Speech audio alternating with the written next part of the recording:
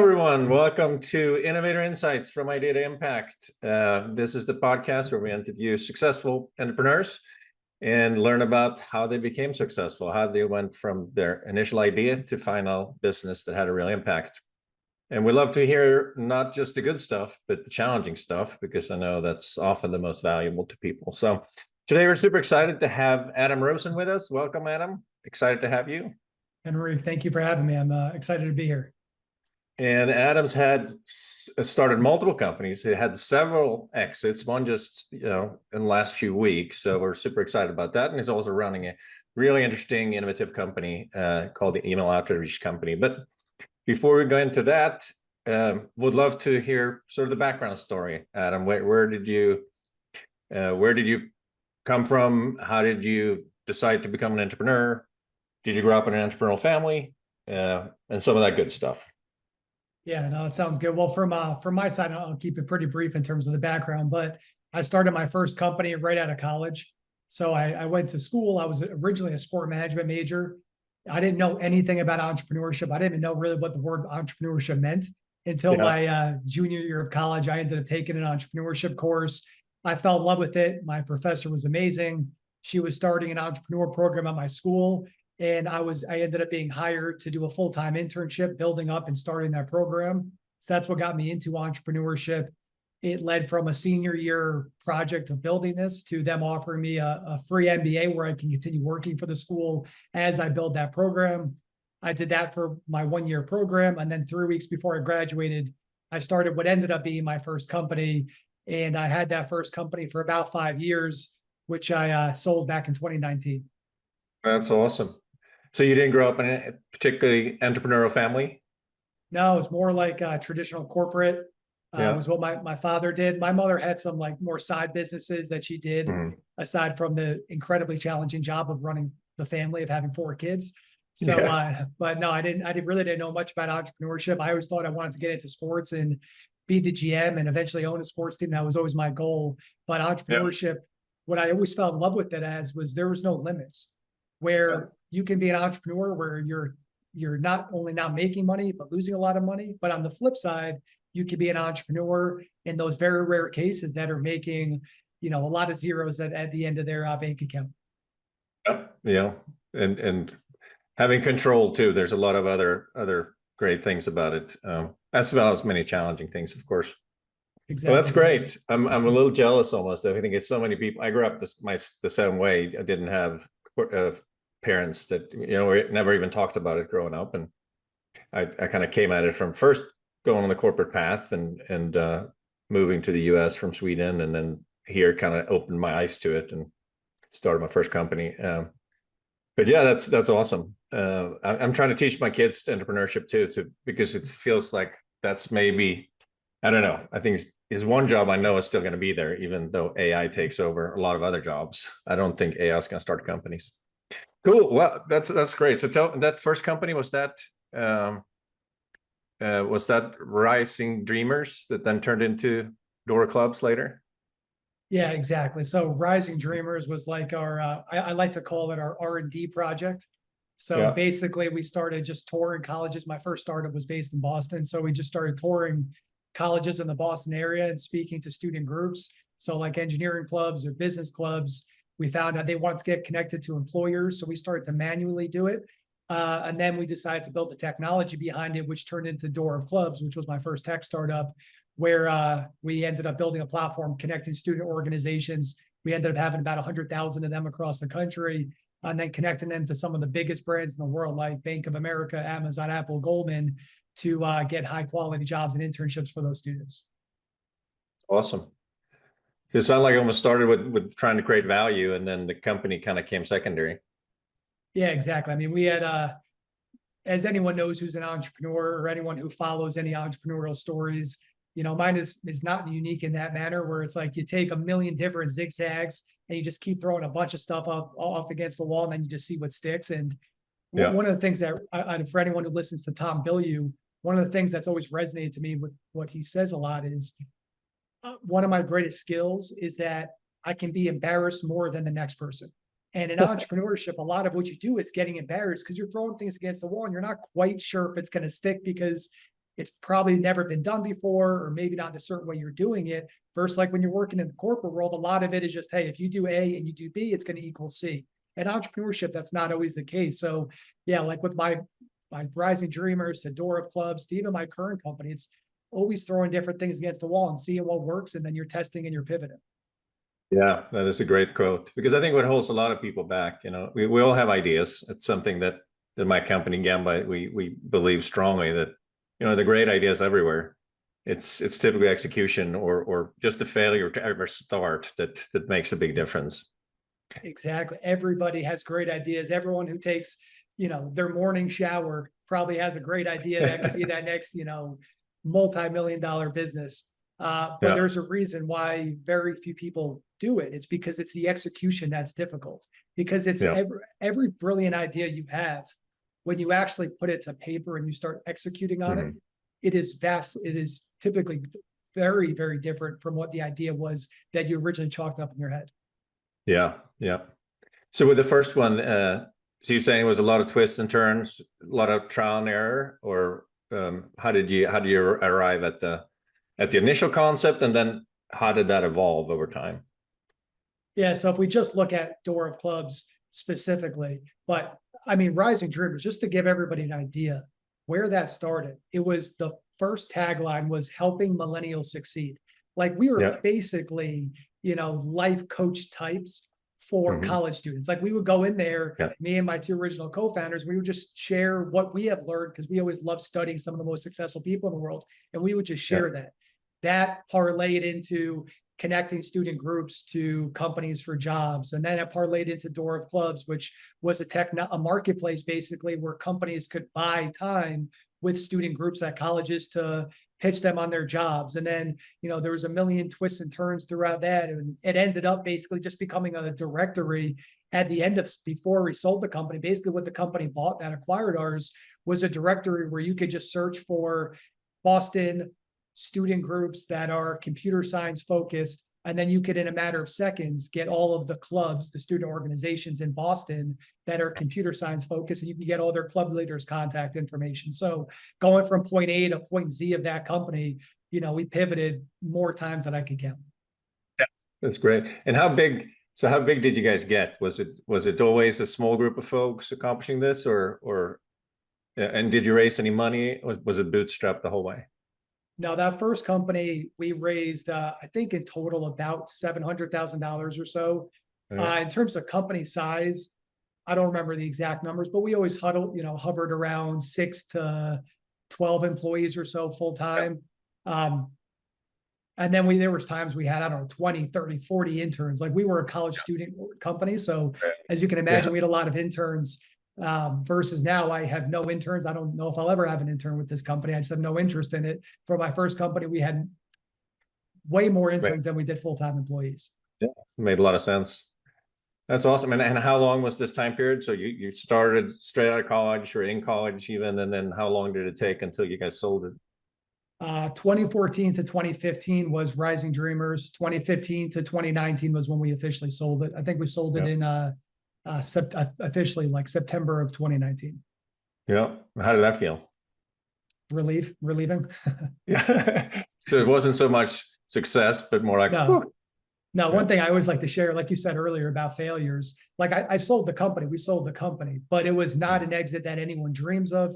It was not an exit that, although I did move to Hawaii before the exit, it was not me moving to Hawaii as a 26, 27-year-old sipping mimosas at 11 a.m. because I'm retired. It was definitely not that exit. It was the type of exit of, hey, let's get as much money back for our investors as we can. Let's make sure the business can live on. Our students and our customers can also get value from the platform, and then we can move on for what's next. So from the time period when my business partner and I met in our office in Boston, and probably February of 2019, it took from then till about September until we officially closed. And when we closed, it was just a big relief.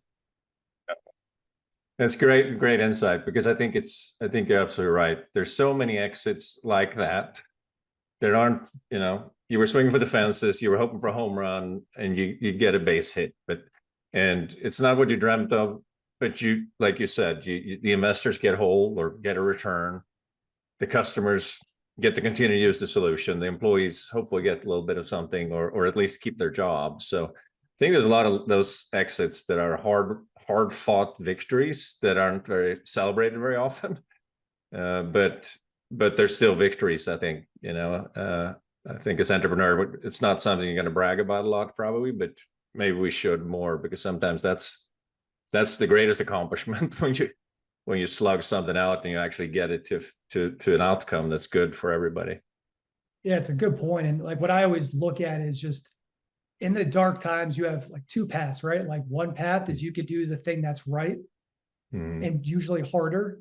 The other path is doing the thing that's easy, that typically is not right.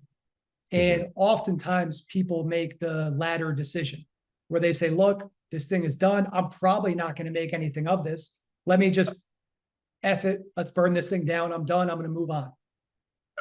But that stuff carries with you forever. Number one, in who you are. Number two, it handicaps your learning potential. And number three, everybody who knows you, everyone who interacts with you, every customer, every investor knows that's who you really are. So I want to make sure I don't work with you again. Like one of the things that I know my business partner and I are most proud of is how we handled it when things were bad. And the reason why we're still working together today, now a decade later from when we first met, is because when you know what hit the fan, we never turn our backs on each other. Yeah. And it's I think a really valuable thing that goes a long way that people appreciate. One of our biggest customers right now, or not one of our biggest, but a solid customer of ours, is actually our former investor. Yeah, that's great. Who didn't make money from us, but he always appreciated who we worked with. Our largest customer was a referral from him, and they're our biggest customer. And that came from a referral from our investor, again, who was never made whole from us, but always appreciate how we went about our business. So how you do anything is how you do everything. And one of my mentors always shared with me, this is probably 10 years ago or so. He said, Adam, it takes a lifetime to build your reputation, but just a moment to lose it.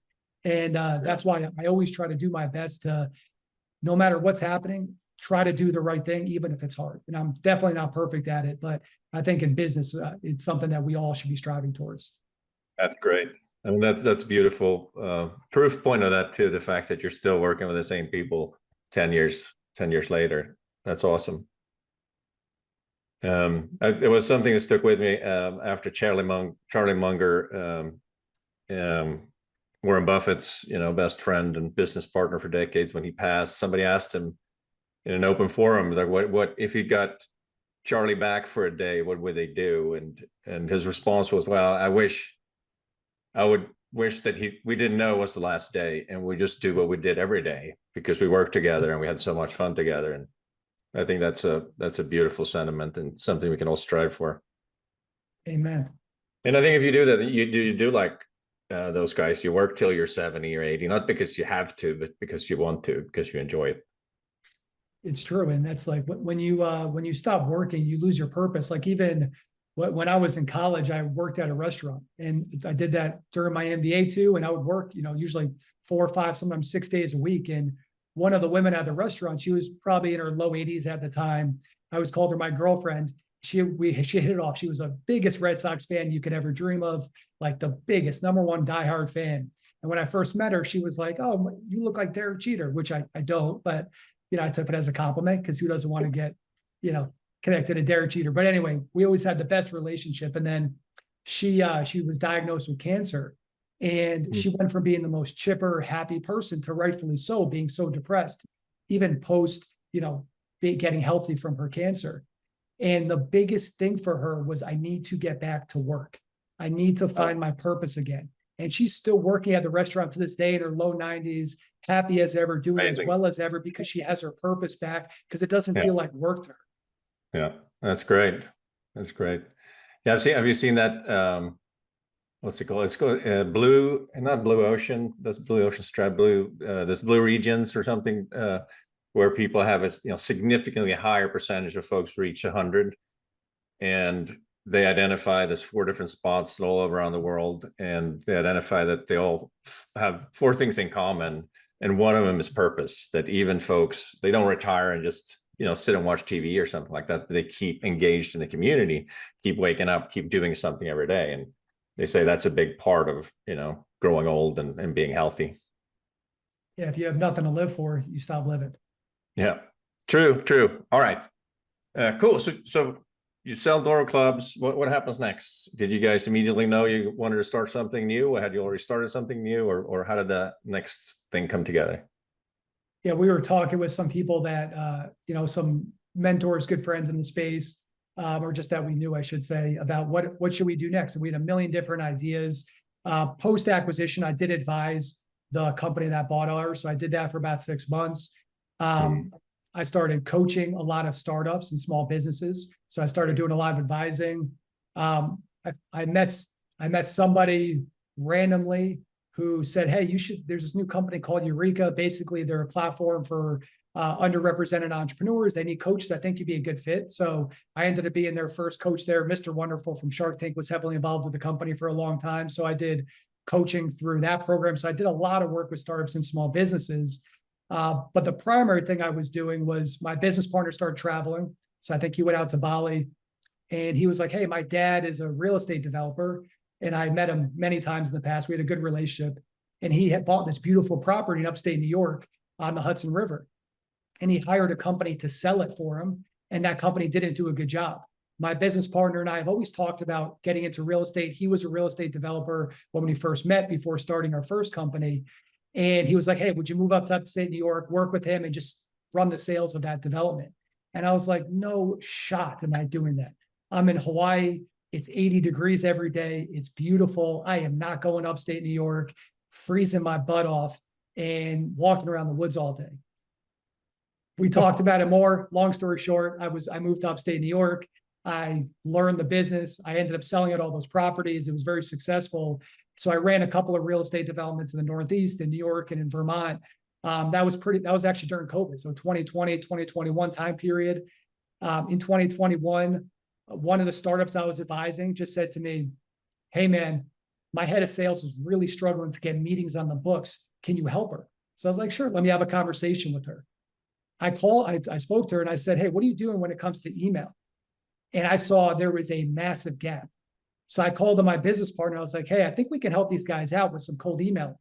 It was the one thing at my previous tech startup we did an outstanding job of. We did a million things wrong. Cold email was the best thing we did. We got B of A, Amazon, Apple, Goldman, Disney, all these big brands through cold email. Outbound emails. Wow, that's incredible. All from cold email. It's even how we found our first investor, who was our anchor investor. It's how we found the company that ended up buying ours, was also through cold email. So we were really good at it. So anyway, I called my business partner up. I said, "Hey, Pranam, I think we could do cold email for these guys. What do you think?" He's like, "It's funny you say that. I'm advising the company that bought ours, and I'm building a cold email program for them too." I was like, "Huh, that's kind of interesting." So long story short, we built out the first version of email outreach company. We got 3 beta customers. We ran it with just them for about 8 or 9 months. Then we started adding new customers, and now we're 3.5 years in and working with over 120 customers, with some from Fortune 500s to early stage startups to just load up their calendars with high quality sales meetings. It's amazing. And so I guess it's too short of a podcast to explain your secret sauce, but I saw one post you made recently. You said you actually prefer cold leads versus warm leads. Can you talk about that?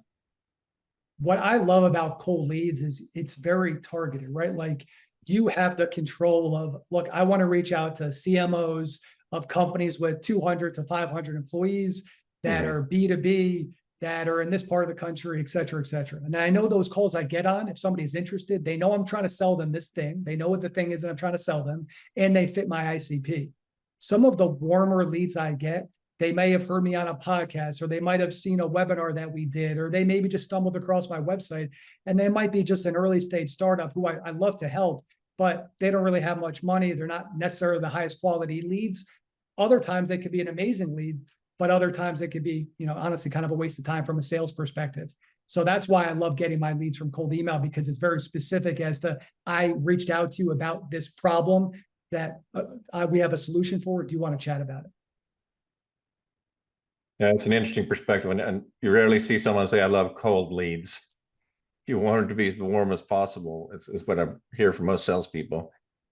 But that makes a ton of sense. What are some of the things that people get wrong in when they do outbound and they go after cold leads?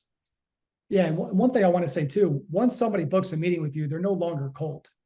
Mhm. You know, like they're cold in terms of Yeah, like, it's you know, true. you scrape their contact info, you reached out, but once they book a meeting, Yeah, they're no longer a cold prospect. Like they're yeah, interested for a reason. If they're yeah. taking their time to respond to this random person Mhm. who they know is trying to sell them about something, they're not just a cold prospect. But in terms of what do people get wrong, number one, they believe the BS that cold email doesn't work. And I don't blame them. There's a lot of people that say it doesn't work. And then there's a lot of people that don't know what they're doing. So if they start doing cold outbound and they don't get results in the first week or two, they say this thing doesn't work.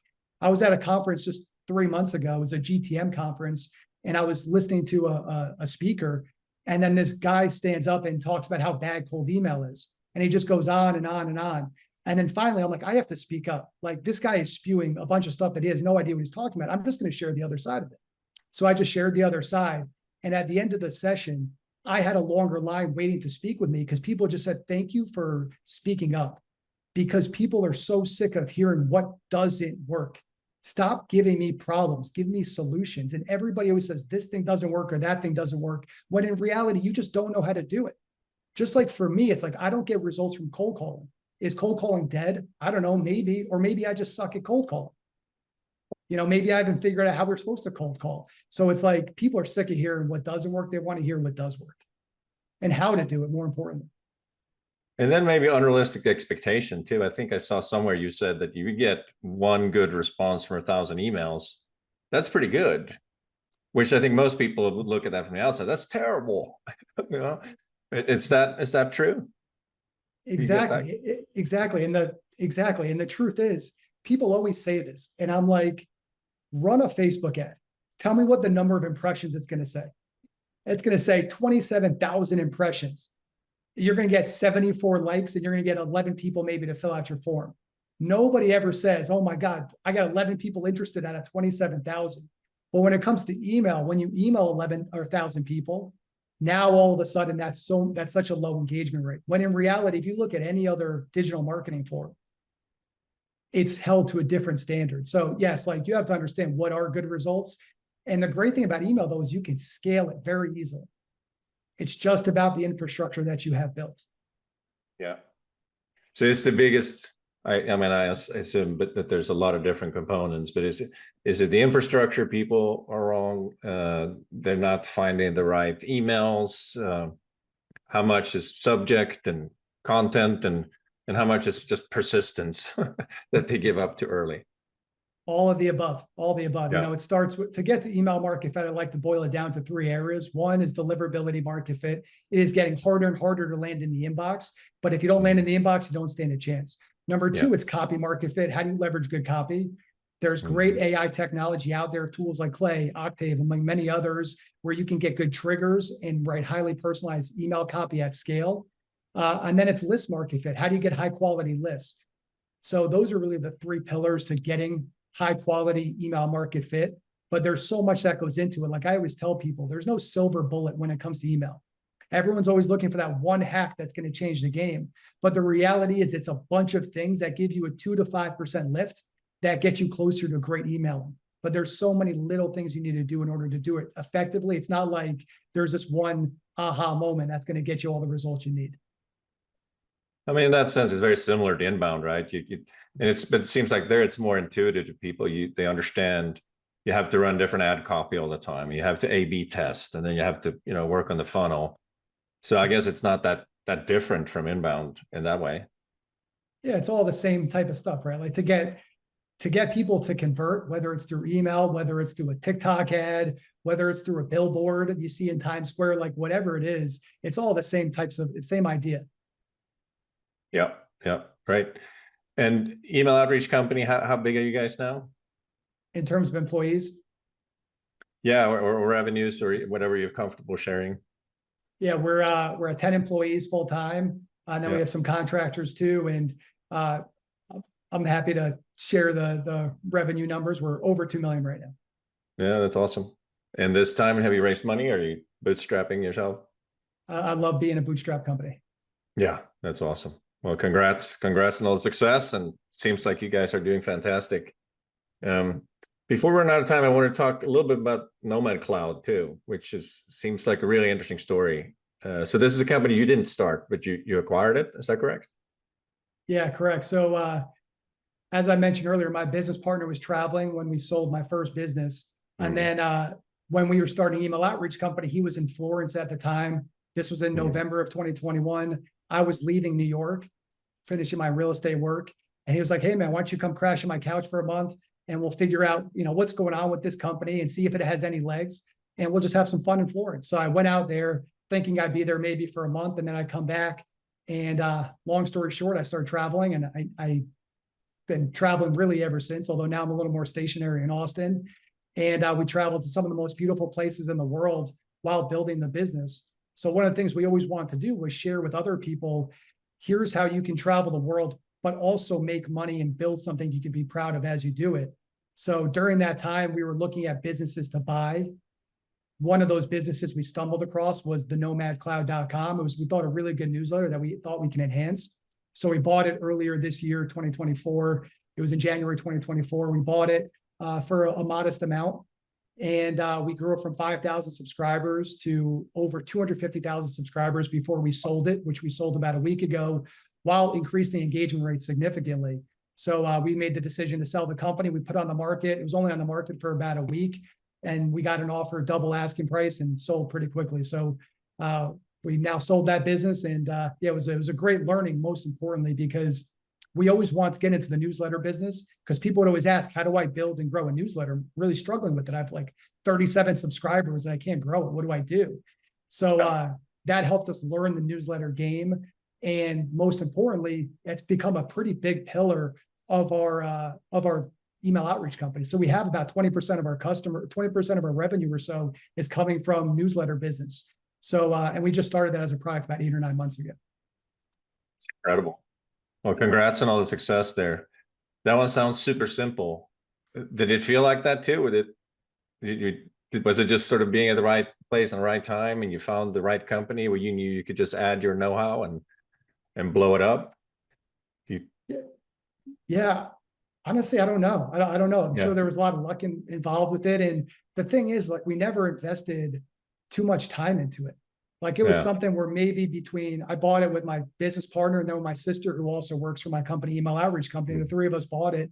And probably between the three of us, we maybe put in 5 hours of work a week into it. So it's not like we were investing much time and energy into it. So some of it was just using our skills, and some of it was right place, right time. Some of it was luck. Some of it was probably all the above. Yeah, man, it doesn't sound like it was a lot of luck, but that's awesome. Because I think that's sort of a threshold that a lot of folks don't overcome, right? It's one thing to become an entrepreneur and start something, but I read more and more about people that recommend that strategy, right? Because anybody who's done it from scratch know how hard it is in the beginning. And if you can catch someone after they got some traction and then come in and add the know-how, the capital, whatever it is that's missing, that's probably a pretty good way to do it. Yeah, like, because I mean, you know how difficult that beginning part is of starting a business. Like, think about email outreach company. For the first 9 months, it was me in every single inbox of ours responding, creative templates, and it's so important because I got to feel every groove, like, which is very, very, very important. But then the thing with Nomad Cloud, to have, like, I don't know, 1 or 2 years of content, like a system already ready, already into this platform, like how to write the content. We at least had 60-70% of it done, and we had to put the final touches on it. Like, it does save you a lot of the headaches that everybody goes through in the first year of starting a business, because the first year of really starting any business is market development. I don't care how experienced you are as an entrepreneur, you got to do the market development. So I really enjoyed the thought of, hey, can we buy a pre-existing business that has gaps in areas that we have strengths that we could then enhance? Yeah, that's awesome. Great. So what's next here in the next 12 months? We're on the verge of 2025 here when we record this. What do you expect in 2025? What are some of the key things that you want to accomplish? We just want to keep growing, keep doubling, keep growing our customer base, both new customers, but also current customers. Like, one of the things that we're most proud of as a company is our expansion with our customers, because expansion is such an important metric, as everyone knows, who's a business leader here. Because if you're expanding your customers, it means you're adding a lot of value, and they see opportunities to get more value. So for us, it's adding great customers, keeping our current customers happy, hopefully expanding those right customers into bigger opportunities so we can add more value to them. and then continue to solidify our offerings and making sure we're the best in the business. We feel like there's a real gap to being the best professional cold email lead generation agency. We think we have the opportunity to be that, but it takes a lot of work. It takes a lot of studying. It takes a lot staying on top of things because of how rapidly the cold email world is changing. So yeah, we just want to keep growing as a business and seeing where that takes us. Yeah, that's awesome. Any takeaways from, I assume think from Nomad Cloud having 250,000 users, followers, you pretty tapped into what are the currents, the trends, what's happening in the world of nomads. It feels like, we've been through some big shifts of, Amazon sellers and the pandemic, and what's going on in that world? Is it a thriving and growing community, or are people going back to the office and getting real jobs? So what do you see at a sort of grander scale? The challenge I'm seeing with a lot of people that are interested in a nomadic lifestyle is the struggle to make money. And the thing, what I would always say to people that want to be a nomad is, if you want to bootstrap, or if you want to backpack and stay in hostels, it's a little bit easier because it's not as expensive to live that lifestyle. But if you want to live a lifestyle where you're traveling to the most beautiful places in the world, and that's what was the method I did. Like, we went to Positano, Italy, on the Amalfi Coast in the heart of summer in August, the busiest time of year. But in order to do that, you have to have a successful business to back it. So the biggest gap I see with nomads in living that lifestyle is the ability to make money. And that's, I think, the biggest challenge. So whether it's doing Amazon FBA, starting a lead gen business, doing videography work, building a tech business on the side, whatever the heck it is, you have to create a business that can be self-sustaining and can make money. If you don't do that, if you do desire a nomadic lifestyle, it will end at some point because of the lack of funds. So you see the successful folks that do well, they start the business before they take on the lifestyle, or which comes first? I think it could be either one. I didn't. When I first started traveling, I mean, we were not making much money. We were barely taking anything for the business. And it really probably wasn't until like a year after the traveling where we really started to make some money, and it could really, give us more of that luxurious travel lifestyle that we desired. But it could be either one. But really the key is just knowing yourself. Yeah. Because look, everyone wants to, everyone, using that term loosely, everybody wants to live the lifestyle where you can travel the world and make money. But, like with anything, nothing is perfect. Like, it's not always the easiest. Like, you're in different time zones. You have to get places with strong Wi-Fi, so like there's a lot of different challenges that come up. Loneliness or distractions can also be a big thing. So it's not always perfect. So it's looking within yourself and saying, do I want to live a lifestyle where I'm bringing my laptop all over the world, or do I need more of that stable environment? So I think that's really where it starts. Yeah, that loneliness I hear a lot, because I can imagine, even if you're in a beautiful spot and you have a business to make money, if there's nobody there that that you're close to, that you can trust, then that can be difficult. But you did it together with your business partner, right? Yeah, about half the year we would travel together, so that always made it easier. Like, we could go out to dinner together, and it's just nice where you have that work environment where it's like everything you're doing is work, but everything you're doing also is enjoyable. It's fun. But I can see if you're doing that by yourself, it's a lot more challenging. Putting yourself out there, you're not always speaking the same language as folks. Like, it can be a little bit of a challenging lifestyle. That's why you have to look within yourself and just say, do I enjoy that challenge, or do I not enjoy that challenge? Yeah, great advice. When we're on advice, I mean, you've had so many great experience, but if you think of our listeners, a lot of product entrepreneurs, people that may have an existing business, but typically on the SMB side, what's one or two business lessons that you've learned that you would want to share? One of my favorite days of the week is Friday. It's not because like Friday, time to party, any of that stuff. It's because of Finance Friday. So one of the things that my business partner and I started doing when we made the decision in February of 2019 to sell my company was, we said, let's start doing Finance Friday, where we go through, our key financial metrics. And we've done it pretty much every Friday since then. Even when we really didn't have a company, when we were just playing around with, should we buy this or should we do this? We stuck with that. And it's the greatest skill, because we have such a good grip on our finances. We have our principles we go through. We have every little metric, because if you don't know your finances will run away from you. And so many entrepreneurs, I used to be one of those, didn't pay enough attention. And then you see how much waste there is. And the bottom line is, as every business owner, your job is to bring as much profit home as possible. If you fail to do that, you're failing to grow your company to the potential you can grow it. So I'd say that is one of the key things, is you got to be on top of your finances. And then number two is you got to get new customers. You got to get new customers. You got to focus on new business. I don't care how good your product is. If no one's using it, not only are you not giving value to people, but you're also not amplifying your own value. And the reason I say that is people have to use your product so that and not just use it, but pay for your product. If they don't pay for it, they don't take it as seriously. But you need users to pay for it and use it so that you can learn how you can improve that product. So number one, be on top of your finances. Number two, get new customers even before you think you're ready to get new customers. Yeah, it's easy to get caught up and focus on vanity metrics. And I mean, even revenue can be a vanity metrics. Like it looks great. Well, we're a $10 million revenue company, but if you're not making any profit, who cares? Exactly. And I hear companies, brag about how much revenue they have, but then they mention how they raised, X amount of dollars, or they have 97 employees. And it's like, oh, that's actually not that great when you think about those two things. And that's why I think we need to rethink about what is success as an entrepreneur, because in my early days, I was confused. I thought success meant how much money did you raise, how many employees did you have, and where's your office? All three of those things mean nothing.